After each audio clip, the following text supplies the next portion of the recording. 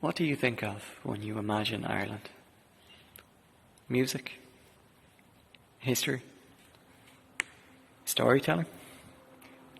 2,000 years ago, Ireland was a very different place.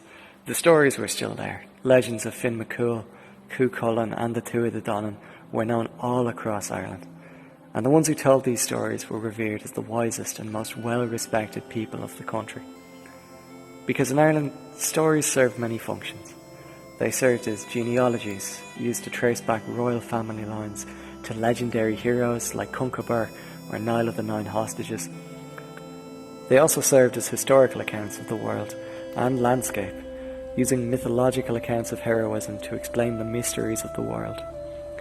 And most of all, stories were used as one of the most common pastimes for children and adults all around Ireland. Becoming a storyteller was a renowned and rewarding profession. Fila, or students of lore and poetry, would spend years studying the craft and learning stories, history, and even legal tracts. Sources from Celtic regions in the continent say that it would take 20 years of study to become a full poet, and Brehon law states that those in Ireland would have had to have memorised at least 350 stories by heart to complete their training. Those who completed their studies were known as Druids. However, not everyone who studied to become a Fila would complete their full education. Fila who ended their studies prematurely would often find work by travelling around Ireland, entertaining patrons and layfolk alike. Some storytellers performed their tales to music, others told them in poetic metric or rhyme, and others composed their own tales of heroism, or in some cases, through satire of kings and heroes. The Brehon law texts are some of our only sources of information for the role and status of the Fila. These ancient law texts were written down in the 7th to 8th centuries, and are very likely to have been used in Ireland even earlier. These texts not only tell us the names of the different types of Fila, but their rank in society and what classified these Fila into their respective categories. Despite their variation, Druids, poets, satirists, and other storytellers were all respected in their society, and were likely instrumental in writing and preserving our stories of magic, Halloween, and the mythology of medieval Ireland. In celebration of Halloween, Abbeyleix Heritage House would now like to present some of the oldest stories found within early Irish manuscripts. This exhibition has gone through many of Ireland's oldest texts and has translated Old Irish stories which were written almost a millennia ago. And the subject of our exhibits this Halloween will be the Werewolves of Ireland and Ossory. The Oglav na Shnodarach, or Tales of the Elders of Ireland, is a fragmented Irish text written roughly 800 years ago. It tells the story of the poets Oisin, son of Finn McCool, and Kilkenny, the warrior poet, who tells St. Patrick about the origins of place names in Ireland. Oisin and Kilkenny were both trained Fila and feature in what will be our first werewolf story of the night. Kilkenny was a strong and famous warrior. He was known throughout Leinster for his wisdom and bravery, and had begun his studies of poetry and history from his companionship with Oisin. One day, Kilkenny travelled to a place called Brecliú's Carn, where he stopped for the night in the hopes of finding work. He met with the leader of the village, a poet named Cash Corach. The chieftain tells him that every night 3 women had been shape-shifting into wolves and pillaging and stealing from the countryside. Kilkenny says that he is a member of the Fianna and offers to hunt these wolf women on the condition that he is paid and he is aided by the chieftain. The two of them travel to the mountains, where they begin to wait for the 3 shapeshifters. As they travelled up the mountains, Cash Corach turned to Kilkenny and stopped him. "We cannot hope to kill these women while they're in wolf form." "I know," responded Kilkenny, "which is why I need your help to kill them." As they spoke, they were interrupted by the sight of 3 enormous wolves who came clearly into view over the mountains. At first glance, Kilkenny knew that these were the wolf women. He hid his head beneath the rocks, and Cash Corach followed. "They cannot be killed as women," Koshkarok whispered, "But as humans, they're vulnerable. These women will not trust men, but they cannot resist the sound of a well-played lyre. I will go out to play for them." Koshkarok did so, and from across the mountains he drew his harp from his bag. The wolf women looked at him with curiosity, at which point Kilcha made his way across to the mountain of the she-wolves. When Kilcha drew close enough to the wolves, he yelled to them, "Were you human? This music would be even sweeter to your ears." The wolves, enraptured by the music, knew that Kilcha was right. Engrossed by the music, the women stood up on their hind legs. Their fur receded into their bodies. Their long black hair grew out.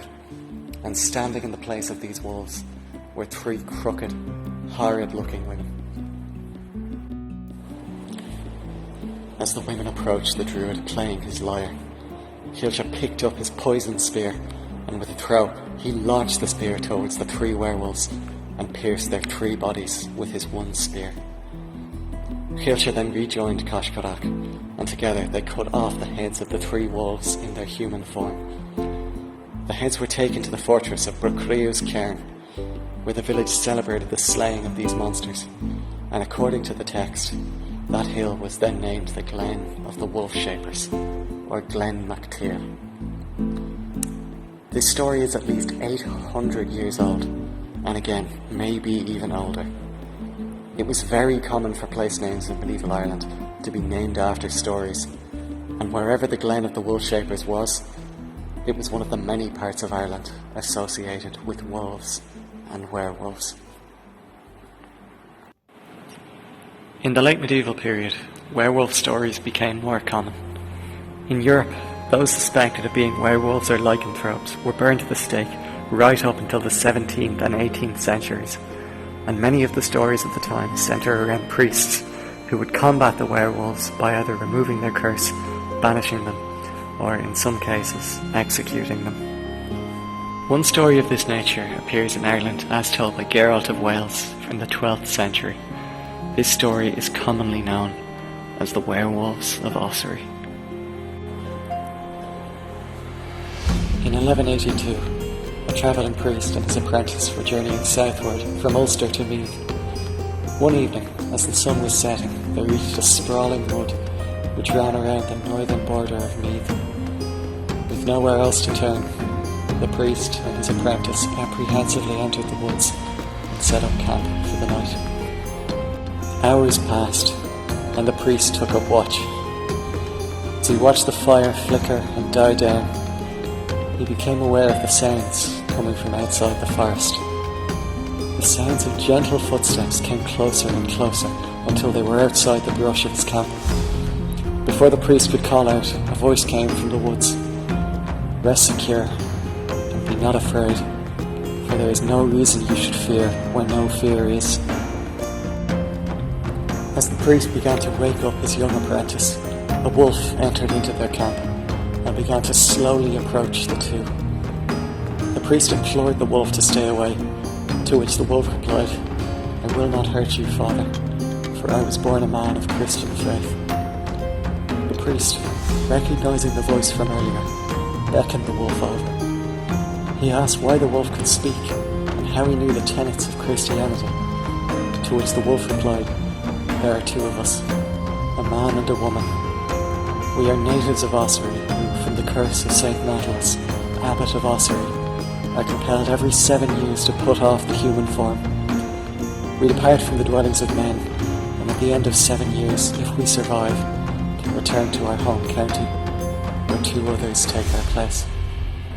My partner and I are currently afflicted by this curse. Father, she has become dangerously ill, not far from here.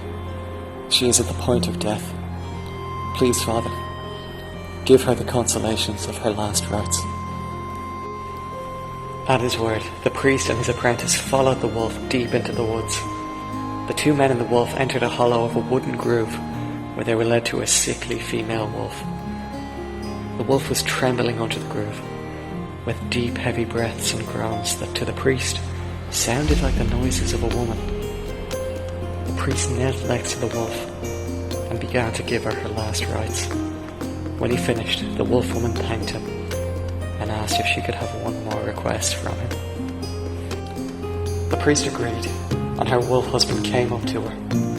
As the she-wolf lay motionless in the grove, the werewolf began to cut open the skin on her forehead.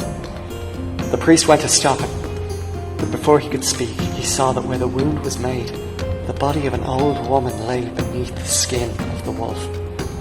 The priest, knowing his duty, performed Holy Communion on the woman, and when the rite was finished, the wolf breathed her thanks and fell still.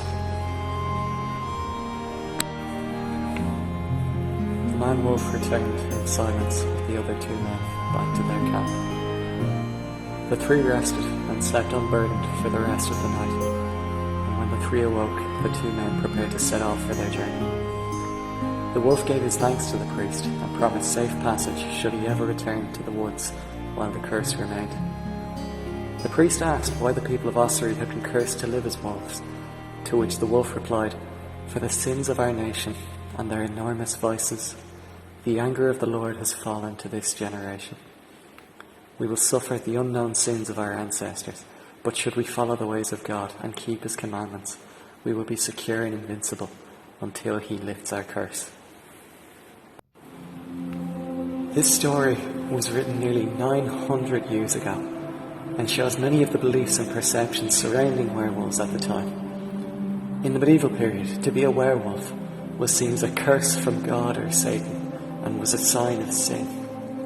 The wolves represented greed, lust and deception, and in both the pagan and Christian stories, to hunt and defeat a wolf was both a physical and mental triumph for humanity.